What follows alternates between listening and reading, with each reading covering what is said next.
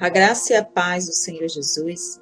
Estou aqui para falar sobre o nascimento de Jesus. Estamos à véspera do Natal, uma data onde nós comemoramos o nascimento de Jesus, embora não saibam certo se foi nessa data que ele nasceu, mas assim, nada mais justo do que nós comemorarmos e lembrarmos sim dessa data tão especial, onde veio o Salvador do mundo, o príncipe da paz, Yeshua HaMashiach. Vou compartilhar a palavra do Senhor que está em Mateus, capítulo 1, versículo 18. Se você puder abrir sua Bíblia para nós lermos juntos a palavra do Senhor, ou apenas você pode ouvir, né, essa leitura da palavra, que diz assim: Ora, o nascimento de Jesus Cristo foi assim. Estando Maria, sua mãe, desposada com José, sem que tivesse antes coabitado, achou-se grávida pelo Espírito Santo. Mas José, seu esposo, sendo justo e não a querendo infamar, resolveu deixá-la secretamente. Enquanto ponderava nestas coisas, eis que lhe apareceu em sonho um anjo do Senhor, dizendo: José, filho de Davi, não temas receber Maria, tua mulher, porque o que nela foi gerado é do Espírito Santo. Ela dará à luz um filho, lhe porás o nome de Jesus, porque ele salvará o seu povo dos pecados deles. Ora, tudo isto aconteceu para que se cumprisse o que fora dito pelo Senhor, por intermédio do profeta.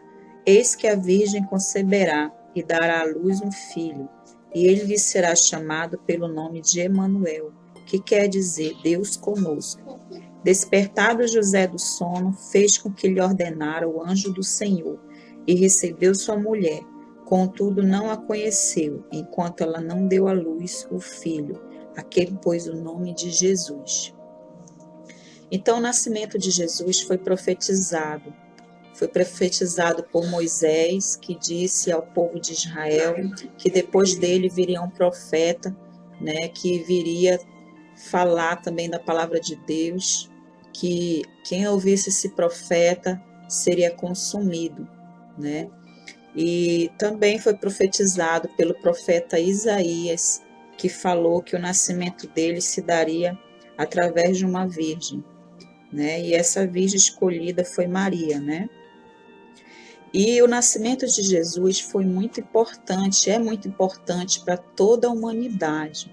Por quê? Porque ele nasceu para salvar-nos do pecado, porque diz que o salário do pecado é a morte, mas o dom gratuito de Deus é a vida eterna. Então Jesus é a própria vida, ele é a luz do mundo, ele é a fonte de vida. Ele criou esse universo, ele foi o arquiteto, o cofundador, porque tudo foi feito através da sua palavra. E Jesus é o verbo que se fez carne. Em João diz que no princípio era o verbo, e o verbo era Deus, e ele estava com Deus. Então Deus estava com Jesus desde o início da sua criação. Ele disse: haja luz e houve luz. Então ele fez com que tudo fosse criado. Ele criou aquele jardim, colocou ali Adão e Eva para administrar aquele jardim. Mas a serpente apareceu para tentar Adão, para tentar Eva, primeiramente, e ofereceu aquele fruto ali, né? E através daquele fruto que Eva comeu, ela ofereceu para Adão, e ali entrou o pecado no mundo. Desde então era tudo perfeito, ali não havia morte, ali não havia choro, ali naquele jardim não havia falta de provisão, de alimento. Ali naquele jardim, o homem era totalmente sustentado pela graça de Deus, assim como os passarinhos são, assim como os animais são. Porém, o homem, ele tem o poder da escolha, o poder da decisão. Jesus fez um homem e uma mulher com livre-arbítrio, porque ele queria ser adorado não por força nem por violência, como diz na palavra do Senhor, não é por força nem por violência, mas é pelo Santo Espírito de Deus. Ele queria ser reconhecido como Deus. Porém, a serpente, né, foi sagaz, e o homem, como hoje em dia, às vezes estamos certo pelo errado, errado pelo certo, porque o trabalho da serpente é querer distorcer a palavra do Senhor. O Senhor disse para Adão que se o dia ele comesse daquele fruto, certamente morreria. E o que a serpente falou? Não é bem assim, vocês não morrerão. Vocês serão como Deus, conhecedores do bem e do mal.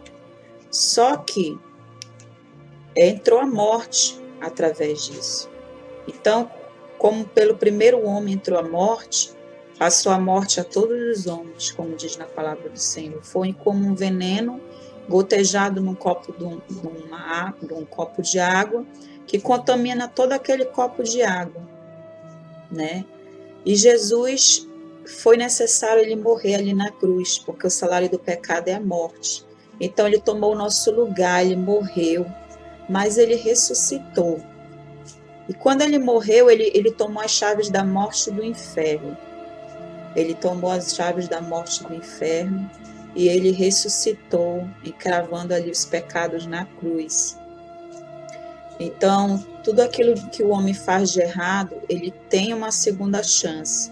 O inimigo não tem mais chance, porque ele conheceu toda a glória de Deus, mas ele decidiu tomar o trono de Deus. Ele decidiu usurpar o trono de Deus. Ele colocou os anjos contra o Senhor. Ele fez uma rebelião no céu. Na palavra do Senhor diz que houve guerra no céu. Porém, Miguel e seus anjos, prevaleceram contra a serpente e não foi achado mais o lugar deles. Eles foram lançados por terra. Então, o trabalho do Satanás hoje é querer tirar o homem do foco, é querer tirar o homem dos caminhos do Senhor. Jesus, ele é o caminho, a verdade e a vida. Ninguém vem ao Pai senão por ele. Então, ele veio para morrer a morte de cruz, se sacrificou, o nascimento dele foi muito necessário, é muito importante, porque ele é o Cordeiro de Deus que tira o pecado do mundo.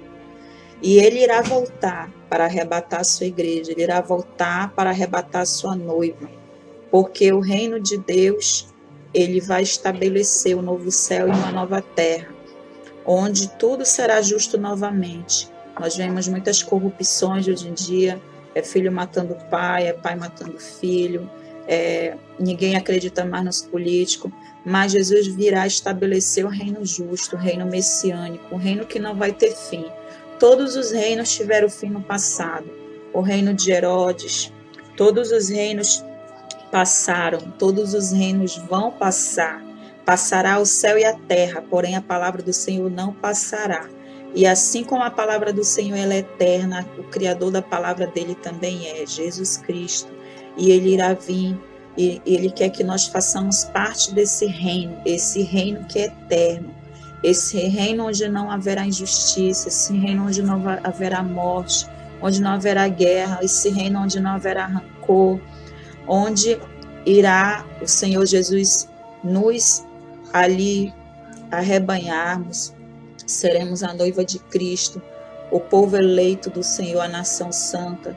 Então o Senhor Jesus, ele irá voltar, irá estabelecer esse reino, e tudo começou, tudo começou a partir dessa data tão especial, onde o Senhor Jesus afirmou que ele iria sim no nosso lugar, embora nós não merecêssemos, o inimigo ele não teve essa chance, e nós temos essa chance de nos arrependermos do nosso pecado, dos nossos erros, nos voltarmos para o Senhor enquanto há tempo, enquanto a palavra dele está sendo explanada.